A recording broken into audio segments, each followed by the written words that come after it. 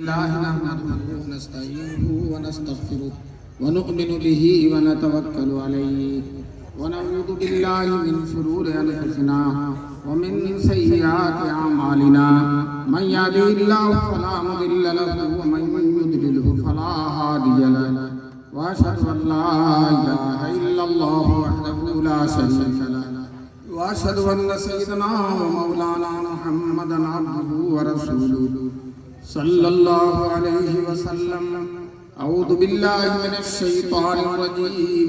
بسم الله الرحمن الرحيم. لا تحرك به لسانك لتعجل به إن علينا جمعه وقرآنه فإذا قرأناه فاتبع قرآنه ثم إن علينا بيانه. صدق الله العلي العظيم. وقال النبي صلى الله عليه وسلم خيركم من تعلم القرآن وعلمه أو كما قال النبي صلى الله عليه وسلم.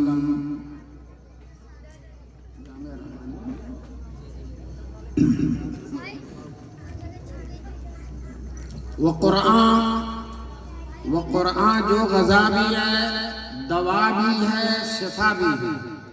وہ قرآن جو غذا بھی ہے، دوا بھی ہے، شفا بھی ہے، اسی سے ہوتی ہیں سب طے منازل ہائے پانی.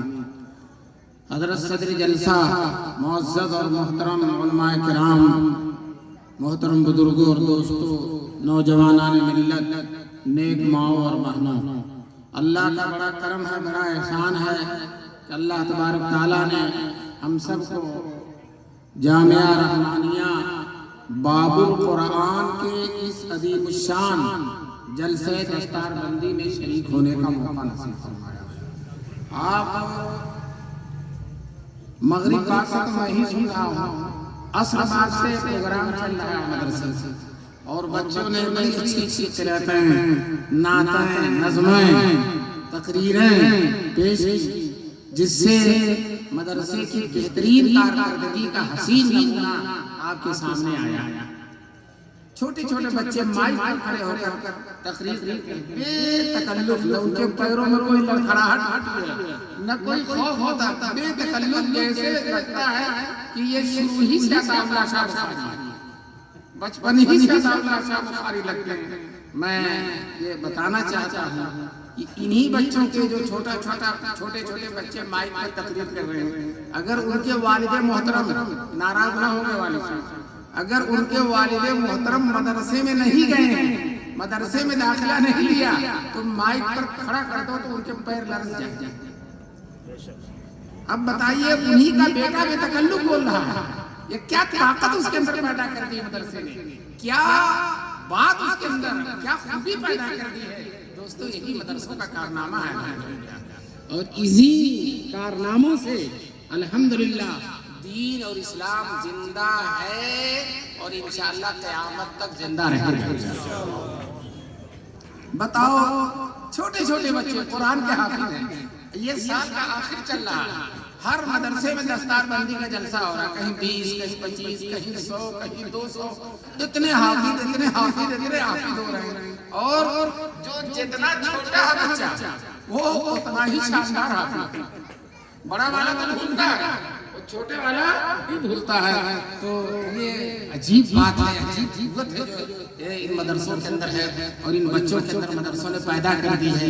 ورنہ دوستو، آج ہمارے سب سے بڑے مخالف یہودی، عیسائی، مشرک، لیکن یہ مخالفت اور دشمنی کر کے کریں گے کیا؟ ان کی دشمنی سے ہمارا بگڑے گا کیا؟ یہ ساری دنیا میں سب سے بڑی تعداد عیسائیوں کی ہے، اور پوری دنیا میں ایک بھی عیسائی انجیل کا حافظ نہیں. پتلی سی انجیل ہے، بہت موٹی نہیں ہے، بہت ایک بھی عیسائی انجیل کا حافظ نہیں ہے. اسی طرح سے ایک ہی یہودی توریت کا حافظ نہیں ہے، اور ایک بھی مشرک اپنی کتابوں کا حافظ نہیں ہے. اور الحمدللہ یہاں حال یہ ہے کہ چھوٹے باپ بچے کو لگتا ہے کہ شاید ان کو کمر بند باندھنے کا بھی ڈھنگ ہوگا کہ نہیں ہوگا، اور ماشاءاللہ وہ قرآن کا حافظ، قرآن کے حافظ. انگریزوں نے جب ہندوستان میں حکومت حاصل کر لی تھی، مغلیہ حکومت ختم ہو گئی تھی اور پورے ہندوستان پر انگریزوں کا غلبہ ہو گیا تھا، اپنی حکومت کے نشے میں انہوں نے فیصلہ کر دیا تھا کہ قرآن کو مٹا دینا۔ حالانکہ بیوقوفوں کو عقل ہونی چاہیے تھی، قرآن کو کیسے مٹا سکتے ہیں جس کی حفاظت کی ذمہ داری کس نے لے لی؟ لیکن انہوں نے طے کر لیا کہ قرآن کو مٹانا ہے، قرآن رہے گا۔ برطانیہ کی پارلیمنٹ میں ایک ممبر نے جو ہے قرآن پھینک کر کہا یہ قرآن رہے گا تو ہماری حکومت نہیں رہی، اس لیے اگر حکومت کو باقی رکھنا قرآن ختم کر۔ دوستو وہاں تجویز منظور ہو گئی اور وزارت کا نام ہے قرآن ختم کرنے کے لیے وزارت۔ بتاؤ وہ وزارت ختم ہو گئی، وہ تجویز ختم ہو گئی، وہ حکومت ختم ہو گئی، وہ حکومت کا غرور اور نشہ ختم ہو گیا، لیکن الحمدللہ قرآن اسی طرح سے اور بار چنانچہ انہوں نے تدبیر یہ سوچی کہ قرآن کو اس طرح سے ختم کریں کہ قرآن کے جتنے نسخے جلا دیں، یہ جلانے والے، یہ اصل جلنے والے، یہ جلانے والے نہیں بلکہ کیا یہ جلنے والے ہیں۔ ان کی جلن ان کو بے قابو کر دیتی، پاگل کر دیتی ہے اور خود رفتہ ہو جاتے ہیں، ہوش و حواس کھو بیٹھتے ہیں۔ چنانچہ آج بھی جلانے والے ہیں، پہلے بھی تھے، اور یہ سب جلانے والے جلتے رہیں گے اور پھسلتے رہیں گے اور سرکتے رہیں گے اور فنا کے گھاٹ کرتے رہیں گے اور قرآن انشاءاللہ باقی رہے گا۔ تو انگریزوں نے طے کر لیا کہ قرآن کو جلانا ہے۔ پولیس والے، فوج والے گھروں اور مسجدوں پر چھاپے مار کے قرآن کے نسخوں کو اکٹھا کرتے تھے، اور جب ڈھیر لگ جاتا تھا تو آگ لگا لیتے تھے، جلا دیتے تھے۔ دوستو دیوبند کے قریب پانی پت ہے، جہاں کا پانی پتی لہجہ بھی بہت مشہور ہے نا۔ ہمارے قاری صاحب نے، قاری فاروق صاحب نے بہت اچھی قرآن کی تلاوت کی اور اللہ تبارک تعالیٰ ان کی عمر میں صحت میں برکت نصیب فرمائے۔ تو وہ وہاں پانی پتی لہجہ مشہور ہے، جیسے مصری لہجہ، حجازی لہجہ، شامی لہجہ، اسی طرح سے پانی پتی لہجہ بھی ہمارے ہندوستان کے لیے باعث فخر ہے کہ ہمارا بھی ایک لہجہ ہے۔ تو وہاں پانی پت میں ہر بچہ حافظ، اگر گھر میں 10 بچے ہیں 10 حافظ، بیوی بھی حافظ، شوہر بھی حافظ، ایک عجیب رواج تھا۔ چنانچہ وہی کے حالی شاعر گزرے ہیں، انہوں نے بھی بچپن میں حفظ کیا تھا پانی پت حافظ، پانی پت حافظ، جو بھی پانی پت کا ہوگا وہ کیا ہوگا؟ حافظ ہوگا۔ جیسا کہ ایک صاحب نے ایک جگہ دیوبند کے بڑے عالم گئے تھے تو کہنے لگے دیوبند آ گیا، ہمارے یہاں کیا آ گیا؟ دیوبند آ گیا۔ تو اسی طرح سے جو پانی پتی ہے وہ حافظ ہے، حالی حق بھی حافظ تھے۔ حضرت مولانا حکیم الامت مولانا اشرف علی تھانوی نے لکھا ہے کہ حالی حافظ تھے، پھر سر سید وغیرہ کی صحبت میں اور رہے، قرآن کی تلاوت نہیں کر سکے، لگتا تھا قرآن بھول گئے بہت دنوں تک۔ اب ایک دفعہ رمضان میں پہنچ گئے پانی پت، لوگوں نے کہا کہ قرآن آپ ہی کو سنانا ہے۔ اب وہ کئی سالوں سے تلاوت نہیں کرتے تھے، تو اب جب لوگوں نے کہا تو ان کو بھی تاؤ آ گیا اور کھڑے ہو کر انہوں نے ایک ہی رکعت میں پورا قرآن پڑھ دیا۔ اور حضرت تھانوی رحمۃ اللہ علیہ کہتے ہیں ظالم کہیں بھولا بھی نہیں، تو وہی پانی پت ہے۔ تو وہاں جو افسر قرآن جلانے کے لیے متعین تھا، ایک مسلمان زمیندار نے اس کی دعوت کی۔ کرتے ہیں مسلمان تو مہمان نواز ہوتے ہیں، وہ مسلمانوں کی بھی دعوت کرتے ہیں، غیر مسلموں کی بھی سب کی کرتے ہیں، وہ خلق خدا کی دعوت کرتے ہیں۔ مسلمان کیونکہ اللہ کی جو ہے خلقو باخلاق اللہ کی صفات سے اپنے آپ کو منور کرو، اور جو صفات بندوں میں آ سکتی ہے اس کو پیدا کرنے کی کوشش کرو۔ تو اللہ تعالیٰ سب کو کھلاتا ہے کہ نہیں؟ سب کو کھلاتا ہے کہ نہیں؟ کہتے ہیں عدیم زمین سفرے آموز دشمن بری خانے یغما چ دوست۔ اللہ تعالیٰ کا پوری زمین دسترخوان ہے، ہمارا دسترخوان تو اتنا بڑا ہوتا ہے نا، اور یہ پوری زمین اللہ کی دسترخوان ہے۔ دشمن بری خانے یغما چ دوست، دشمن بھی کھاتا ہے اور دوست بھی کھاتا ہے۔ دوست تو ایک ہاتھ میں کھاتا ہے، دشمن 7 ہاتھ میں کھاتا ہے، اور اللہ تعالیٰ 7 ہاتھ میں اس کو کھلاتا، خوب کھلاتا ہے۔ اللہ تبارک تعالیٰ کبھی گناہ کی وجہ سے، کفر و شرک کی وجہ سے اللہ تبارک تعالیٰ کسی کی روزی بند نہیں کرتا۔ خیر، وہ مسلمان زمیندار نے اس انگریز افسر کی دعوت کی جو قرآن جلانے کے لیے پانی پت کے علاقے میں متعین تھا۔ تو یہ تو پہلے سے کم ہو گئی۔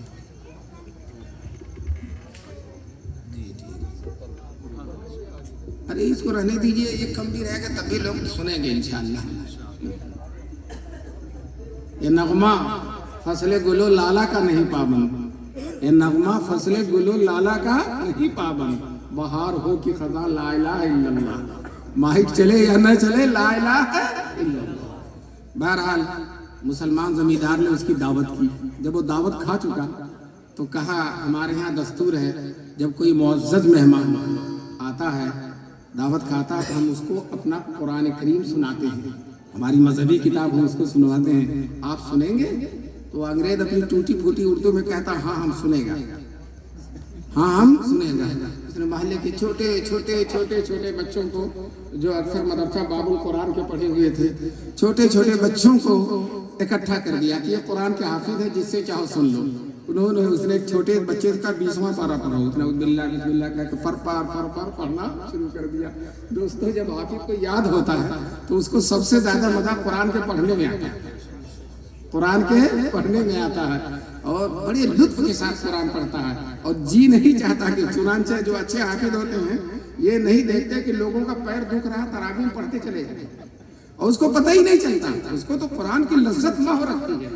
چنانچہ ہمارے ہاں ایک حافظ صاحب تھے، حافظ ریل نام تھا، حافظ ریل، ان کے شاگرد حافظ انجن تھے، تو یہ جو ہے پڑھتے اب اس بچے نے پڑھنا شروع کر دیا، پڑھتا رہا، اب وہ پڑھتا جا رہا ہے اور انگریز پڑھتا جا رہا ہے کہ میں ہی قرآن چلاتا ہوں اور میرے ہی سامنے قرآن پڑھا جا رہا ہے۔ چنانچہ اس نے روب گاٹھنے کے لیے اس بچے سے کہا بچے تم غلط پڑھ رہے ہو، ایسے ہی کہا غلط پڑھ رہے ہو۔ وہ بچہ اتنی طاقت ہوتی ہے قرآن پڑھنے والے کے اندر، اتنی روحانیت ہوتی ہے، اندر سے اتنی مضبوطی ہوتی ہے کہ اس بچے نے کہا چچا تم غلط کہہ رہے ہو، میں صحیح پڑھ رہا ہوں۔ حالانکہ انگریزوں کا روب اتنا زیادہ ہوتا تھا کہ ایک انگریز سپاہی اگر گاؤں میں آ جاتا تو پورے گاؤں کے لوگ دروازہ بند کر کے اندر چلے جاتے تھے، دروازہ کھولتا ڈر تھا، وہ افسر ہے کتنا روب ہوگا، لیکن اس قرآن پڑھنے والے پر الحمدللہ کسی کا روب نہیں چلتا۔ جس کے دل میں اللہ سما جاتا ہے اس کے دل میں پھر کسی اور کا روب نہیں ہوتا ہے۔ کہتے ہیں سمائے ہو جب سے نگاہوں میں میری، سمائے ہو جب سے نگاہوں میں میری، جدھر دیکھتا ہوں تم ہی تم، تو ہر طرف اس کو اللہ کا جلوہ ہی نظر آتا۔ چنانچہ اس بچے نے کہا چچا تم غلط کہہ رہے ہو، میں صحیح پڑھ رہا ہوں۔ دوسرا بچہ بول پڑا، تیسرا بچہ بول پڑا، چوتھا بچہ، سب ایک زبان ہو کے کہنے لگے چچا یہ صحیح پڑھ رہا تم غلط کہہ رہے ہو۔ اب 20 بچے بول پڑے، چچا کی تو حالت خراب ہو گئی۔ اس نے کہا اسی دن فیصلہ کیا کہ ہم قرآن کے نسخوں کو جلا سکتے ہیں لیکن ان معصوم سینوں سے ہم قرآن کو کیسے ختم کر سکتے ہیں، یہ ممکن ہی نہیں ہے۔ چنانچہ وہ تجوید اسے ایک بچے نے فیل کر دی جو برطانیہ میں منظور ہوئی تھی، ایک بچے کے قرآن نے اس تجوید کو ختم کر دیا، کالعدم کر دیا، مسترد کر دیا۔ یہ تجوید چلنے والی نہیں ہے۔ رسول پاک صلی اللہ علیہ وسلم سے اللہ تعالیٰ نے فرمایا کہ اے نبی میں آپ کو ایسی کتاب دوں گا، مسلم شریف کی روایت ہے اور حدیث قدسی ہے، میں آپ کو ایسی کتاب دوں گا جس کو کوئی پانی دھل نہیں سکتا اور جس کو کوئی آگ جلا نہیں سکتی۔ دوستو یہ سینے میں ہے، اس کو کون پانی دھلے گا، بلکہ حافظ اور نہائے گا تو اور تازہ ہوگا، اور اسی طرح سے کوئی آگ جلا نہیں سکتی اس کو۔ حدیث میں آیا ہے اگر قرآن کسی کا چمڑے میں رکھ دیا جائے اور اس چمڑے کو آگ میں ڈالا جائے تو وہ چمڑا نہیں جلے گا۔ اس کی تشریح علماء نے کی ہے، اگر حافظ قرآن کو کسی گناہ کی وجہ سے عارضی طور پر جہنم میں بھی ڈال دیا جائے گا تو انشاءاللہ اس کا جسم جلے گا نہیں، پھر وہ صحیح سالم نکل آئے گا۔ تو دوستو جو ہے فرمایا اللہ تعالیٰ نے اے نبی میں آپ کو ایسی کتاب دوں گا جس کو کوئی پانی دھل نہیں سکتا، جس کو کوئی آگ جلا نہیں سکتی، جس کو سویا ہوا بھی پڑھے گا اور جاگتا ہوا بھی پڑھے گا، جس کو سویا ہوا بھی پڑھے گا اور جاگتا۔ جو لوگ قرآن کی تلاوت کرتے رہتے ہیں اکثر ان کو تجربہ ہوگا کہ کبھی نیند کھلتی ہے تو وہ تین والزیتون پڑھتے ہوئے ہوتے ہیں، والطور وکتاب مسطور پڑھتے ہوئے نظر آتے ہیں، زبان پر ان کے جاری ہوتا ہے۔ حکیم الاسلام حضرت قاری طیب صاحب رحمۃ اللہ علیہ کے حالات میں لکھا ہے کہ ایک دفعہ نیند میں 9 پارہ پڑھ گئے، نیند میں 9 پارہ پڑھ گئے، تو اس کتاب کو سوتا ہوا بھی پڑھے گا اور بولو بتاؤ اس مذہب کو کون مٹا سکتا ہے؟ وہ لوگ مٹا سکتے ہیں جو اپنی کتاب نہ سوتے ہوئے پڑھتے ہیں نہ جاگتے ہوئے پڑھتے ہیں۔ وہ اس مذہب کو مٹا سکتے ہیں جس کی کتاب سوتے ہوئے بھی پڑھی جا رہی ہے اور جاگتے ہوئے بھی پڑھی جا رہی ہے۔ بتاؤ مٹا سکتے ہیں؟ وہ خود مٹ جائیں گے انشاءاللہ۔ قرآن والوں کو کوئی مٹا نہیں سکتا۔ چنانچہ جو دو بھائی سگے حافظ قرآن تھے، ایک چارپائی پہ دوسرا دوسری چارپائی پہ سویا رہتا تھا اور دونوں سوتے رہتے تھے، ایک سناتا تھا اور ایک سنتا تھا۔ سنانے والا بھی سو رہا ہے، سننے والا بھی سو رہا ہے، اور جہاں غلطی ہوتی تھی تو وہ جا کر ٹوک دیتا تھا، وہ جا کر صحیح کر لیتا تھا، پھر وہ پڑھنے لگتا تھا اسی طرح نیت میں۔ یہ معجزہ ہے قرآن کا، یہ معجزہ ہے۔ فرمایا رسول پاک صلی اللہ علیہ وسلم نے، جس کو سوتا ہوا بھی پڑھے گا اور جس کو جاگتا ہوا بھی پڑھے گا۔ سوتا ہوا جاگتا ہوا پڑھنا تو سمجھ میں آتا ہے، لیکن سوتا ہوا پڑھنا یہ کرامت ہے، یہ قرآن کا معجزہ ہے۔ کوئی کتاب ایسی نہیں جو سوتے ہوئے پڑھی جائے۔ اللہ تبارک تعالیٰ اس مدرسے کو بہت ہی اپنی رحمتوں اور نعمتوں سے مالا مال فرمائے۔ میں پہلے نہیں جانتا تھا کہ قاری مبین ماشاءاللہ فتح مبین رکھنے والے ہیں، اور جو ہے اب بتاؤ نا، یہ علاقہ آس پاس گھر نہیں نظر آ رہا اور اتنے لوگ آئے ہیں۔ یہ اسٹیج پہ جتنے علماء بیٹھے ہیں، اگر یہی صرف آگے ہوتے تو جلسہ بہت بڑا پڑا۔ اور ماشاءاللہ اتنا مجمع سامنے ہے اور مجمع جانے کا نام بھی نہیں لے گا۔ دعا تک بیٹھیں گے نا؟ میں اگر پہلے بھی چلا جاؤں گا، میں بہت دور سے آیا ہوں، جانا پہلے بھی اگر چلا جاؤں گا تو کوئی صاحب دعا سے پہلے نہیں جائیں گے، ہاتھ اٹھاؤ کہ نہیں جائیں گے انشاءاللہ، اور مجھ سے مصافحہ کرنے کے لیے بھی نہیں اٹھیں گے انشاءاللہ، تاکہ جلسہ خراب نہ ہو کسی طرح سے۔ بہرحال جو ہے کتنے بچے حافظ ہوئے ہیں؟ 13 بچے حافظ ہوئے ہیں۔ ایک مدرسے میں گیا تھا اور چھپروں کا مدرسہ تھا اور صرف 4 بچے حافظ ہوئے تھے، 4 بچے حافظ ہوئے تھے۔ محتمیم صاحب اتنا خوش تھے، اتنا خوش تھے، اتنا خوش تھے، پھولے نہیں سما رہے تھے۔ جب رپورٹ پڑھنے کا وقت ہوا تو مائک پر کھڑے ہوئے چھپروں کی طرف اشارہ کر کے کہا، دیکھو ان چھپروں نے 4 بادشاہ پیدا کیے، 4 حافظ ہوئے تھے، دیکھو ان چھپروں نے 4 بادشاہ پیدا کیے۔ میں کہتا ہوں بادشاہ ان حافظوں کا مقابلہ کر سکتا ہے؟ بادشاہ آج ہے کل نہیں ہے۔ مشینوں نے ساتھ نہیں دیا تو نہیں ہے، مشینوں نے ساتھ نہیں دیا تو نہیں ہے۔ دوستو بادشاہ آج ہے اور کل نہیں ہے، اور یہ آج بھی بادشاہ ہیں، قبر میں بھی بادشاہ رہیں گے اور میدان محشر میں بھی بادشاہ رہیں گے۔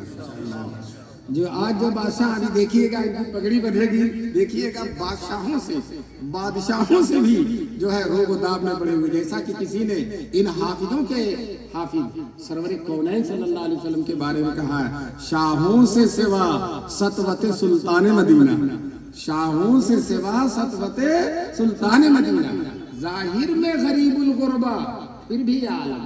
حضور کی شان میں کہا جگر مراد آبادی نے، ظاہر میں غریب الغربا پھر بھی عالم، شاہوں سے سوا سطوت سلطان مدینہ۔ تو یہ سلطان مدینہ کے جانشین ہیں، ان کا بھی روب و داب شاہوں سے بڑھ کر ہے۔ قبر میں بھی ان کی بادشاہی رہے گی اور میدان محشر میں تو انہی کے نام الٹ رہے گا انشاءاللہ۔ میدان محشر میں انہی کی بہار ہوگی، انہی کا جلوہ ہوگا، انہی کی تجلی ہوگی، جیسا کہ بہت ساری حدیثوں میں ہے۔ قبر کا حال، حافظ بادشاہ صاحب، حافظ بادشاہ ہوتے ہیں تو ایک حافظ صاحب کا نام ہی بادشاہ تھا، 100 لڑکوں کو پڑھاتے تھے، 100 لڑکوں کو 10 لڑکوں کو ایک ساتھ سنتے تھے، اور کیا مجال ہے کوئی لڑکا غلط پڑھ کے چلا جائے۔ ہمارے بہت سے حافظ 2-3 کو سنتے ہیں تو اس میں بہت لڑکے اپنا 2-4 رکوع چھوڑ کر چلے جاتے ہیں، پکڑ میں نہیں آ پاتا، اور کیا مجال ہے کہ کوئی لفظ چھوڑ دے، 10 سنتے تھے ایک ساتھ۔ جب حافظ صاحب کا انتقال ہو گیا تو ان کو قبرستان ندی کے کنارے تھا، رام گنگا ندی ہے چمپارن ضلع میں، وہاں ان کو دفن کر دیا گیا۔ دفن کرنے کے 33 سال کے بعد، کتنے سال کے بعد؟ 35 سال کے بعد حافظ صاحب نے کسی گاؤں کے معزز آدمی کو خواب میں آ کر بتایا کہ میری قبر میں پانی آ رہا ہے، ندی کا پانی رس رہا ہے قبر میں، میری قبر یہاں سے ہٹا دی جائے۔ ایک نے خواب دیکھا، دوسرے، کئی لوگوں نے دیکھا، مفتیوں سے فتویٰ پوچھا گیا تو مفتیوں نے کہا جب حافظ صاحب کہہ رہے ہیں تو قبر کھود دی جائے ان کی، دیکھا جائے کیا صورتحال ہے۔ چنانچہ اعلان ہو گیا فلاں تاریخ کو قبر کھودی جائے گی، مجمع اکٹھا ہو گیا، مجمع اکٹھا، قبر کھودی گئی، 3 دن میں سڑ جاتی ہے، ختم ہو جاتی ہے، ایسی بدبو ہو جاتی ہے کہ ناقابل برداشت ہوتی ہے، 3 دن کے اندر اور یہاں 33 سال گزر گیا. جب قبر کھودی گئی تو عجیب ماجرا ہے. حافظ صاحب زندہ ہیں, ہونٹوں میں تری ہے, آنکھوں میں نمی ہے. ہونٹوں میں تری ہے, آنکھوں میں نمی ہے. اور حافظ صاحب تو تر و تازہ ہے, وہ کفن جو ان کے جسم سے لگا وہ بھی تر و تازہ ہے. کسی شاعر نے نقشہ کھینچا, امانت کی طرح رکھا لحد نے روز محشر تک, امانت کی طرح رکھا لحد نے روز محشر تک, نہ ایک منہ کم ہوا اپنا, نہ ایک تارے کفن بگڑا. دوستو یہ حافظ کی شان ہے. اور اس کے بعد میدان محشر میں حافظ کی بہار ہی ہوگی. اللہ تعالیٰ حافظ کو بلائیں گے اپنے سامنے, اللہ تعالیٰ بلائیں گے. بتاؤ, بڑے سے ملنے کے لیے ٹائم لیا جاتا, ٹائم نہیں ملتا.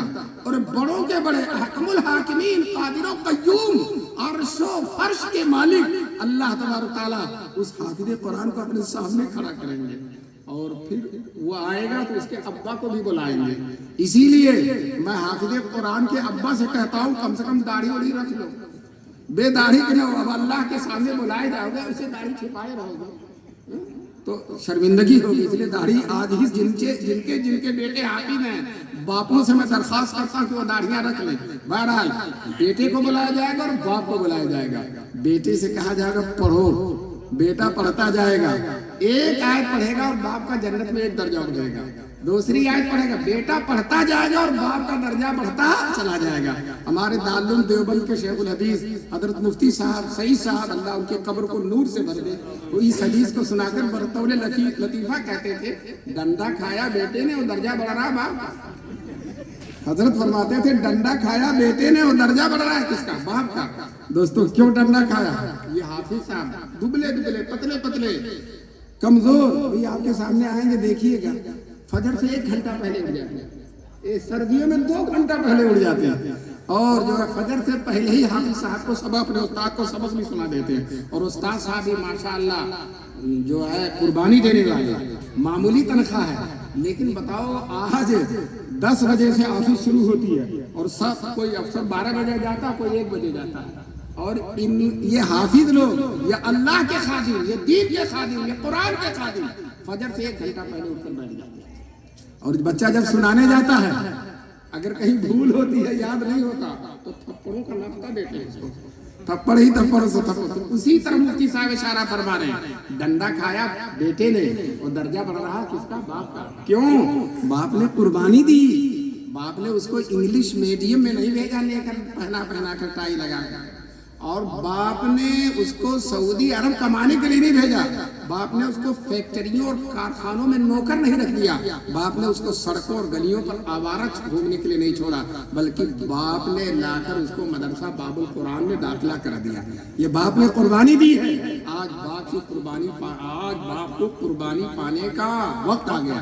دوستو, جب بیٹا پڑھتا جائے گا اور باپ کا درجہ بڑھتا جائے گا, تو وہ لوگ جن کے 6 بیٹے تھے, 7 بیٹے تھے, اور ایک کو بھی حافظ نہیں بنایا, وہ کافی افسوس بولیں گے, کاش کی ایک بیٹے کو میں حافظ بنا دیتا, آج بھی میرا درجہ بڑھتا چلا جاتا. اللہ تبارک تعالیٰ یہ جو بچے حافظ ہوئے ہیں انہیں قبول فرمائے.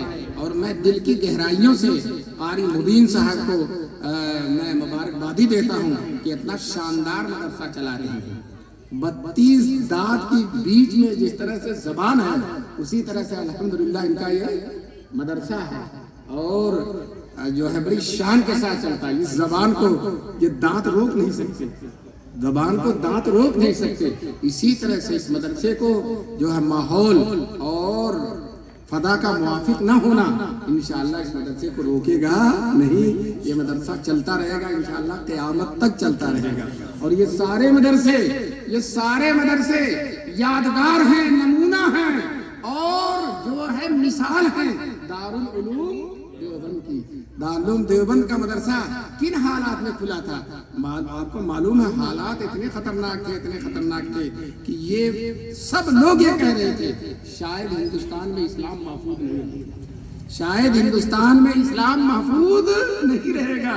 دوستو, لارڈ میکالے جو انگریزوں کا وزیر تعلیم تھا, اس نے حکومت کے غرور میں اعلان کر دیا تھا حکومت کے نشے میں اعلان کر دیا تھا کہ ہم ایسے ہندوستانی بنائیں گے جو صورت و شکل کے اعتبار سے ہندوستانی ہوں گے اور ذہن و دماغ کے اعتبار سے انگلستانی ہوں گے، انگریز ہوں گے۔ اس نے یہ طے کر لیا تھا، حکومت کے نشے میں اعلان کر دیا تھا۔ دوستو ادھر تخت و تاج کا اعلان ہے، لشکر و سپاہ کا اعلان ہے، حکومت و اقتدار کا اعلان ہے۔ ادھر اللہ کے کچھ ناتما بندوں نے، کچھ اللہ تبارک تعالیٰ کے محبوب اور مخصوص بندوں نے، جس میں حاجی امداد اللہ مہاجر مکی ہیں، مولانا قاسم نانوتوی ہیں، مولانا رشید احمد گنگوہی ہیں، ان سب نے اللہ کے توکل پر عاجزی اور انکساری اور تواضع کے ساتھ سر جھکا کر اعلان کر دیا تھا کہ ہم انشاءاللہ دیوبند کا مدرسہ قائم کر کے ایسے ہندوستانی بنائیں گے جو صورت و شکل کے اعتبار سے ہندوستانی ہوں گے اور ذہن و دماغ کے اعتبار سے مکی اور مدنی ہوں گے انشاءاللہ۔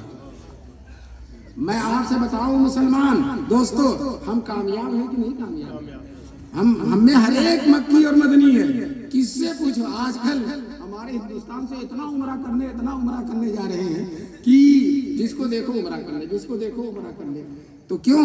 وہی بات ہے، ہم کیا ہیں؟ مکی اور مدنی ہیں۔ ہم یہاں ہیں، کہنے والے نے کہا حب احمد ازل ہی سے سینے میں ہے، میں یہاں ہوں میرا دل مدینے میں ہے۔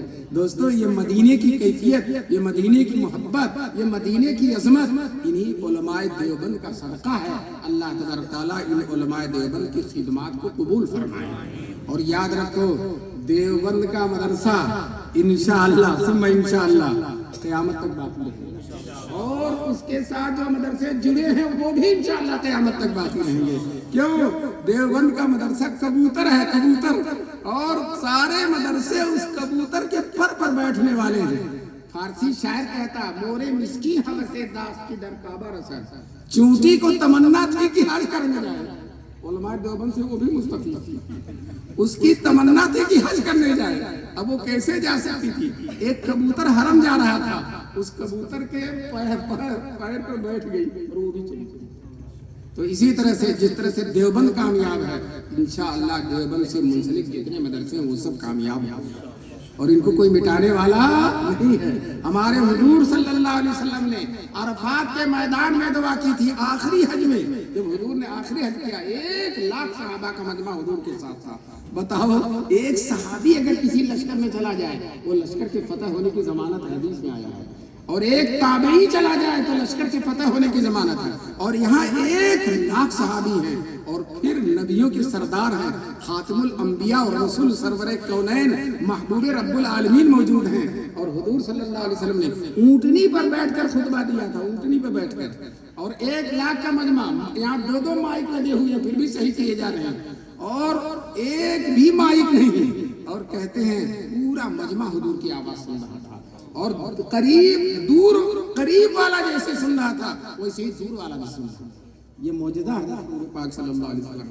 اسی عرفات کے میدان میں حضور نے دعا کی تھی، اے اللہ میری امت قیامت تک باقی رہے۔ کیا دعا کی تھی؟ اے اللہ میری امت قیامت تک باقی رہے، کوئی ظالم و جابر میری امت کو ختم نہ کر سکے، حضور نے دعا کی تھی۔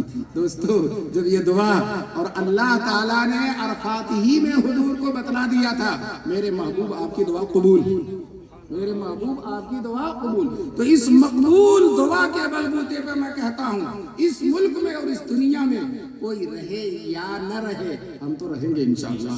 ہمارے سر پر دعائیں ہیں جناب رسول پاک صلی اللہ علیہ وسلم، اور حضور نے کہا فرمایا تھا میری امت باقی رہے، اور امت نام ہے قرآن و حدیث سے ملنے والوں کا، قرآن و حدیث سے جڑنے والوں کا۔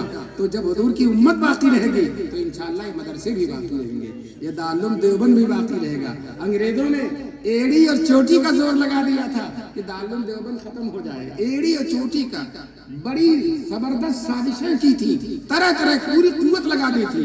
میں آپ سے ایک سوال کرتا ہوں، انگریز مٹ گیا یا ہم مٹ گئے؟ دارالعلوم دیوبند باقی ہے نا؟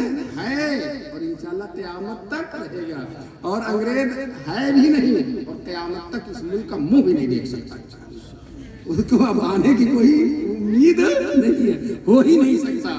تو دوستو جو ہے یہ وہ لوگ ہیں کہ جن کے اوپر اللہ کی رحمتوں کا سایہ ہے۔ ایک بات سنا کر اپنی بات کو ختم کرتا ہوں، دل تو بہت چاہ رہا ہے لمبی بات کروں، لیکن میرے بعد بڑے بڑے مقررین تشریف فرما ہے، اور ان کی بھی تقریریں ہونی ہیں. ایک ہی آدمی سارا وقت لے لے گا تو دوسروں کی حق تلفی ہوگی. اور پھر جو ہے جب وہ حضرات آئے ہیں اب بہترین بیان کرتے ہیں تو انشاءاللہ آپ ان کے بیان سے مستفید ہوں گے.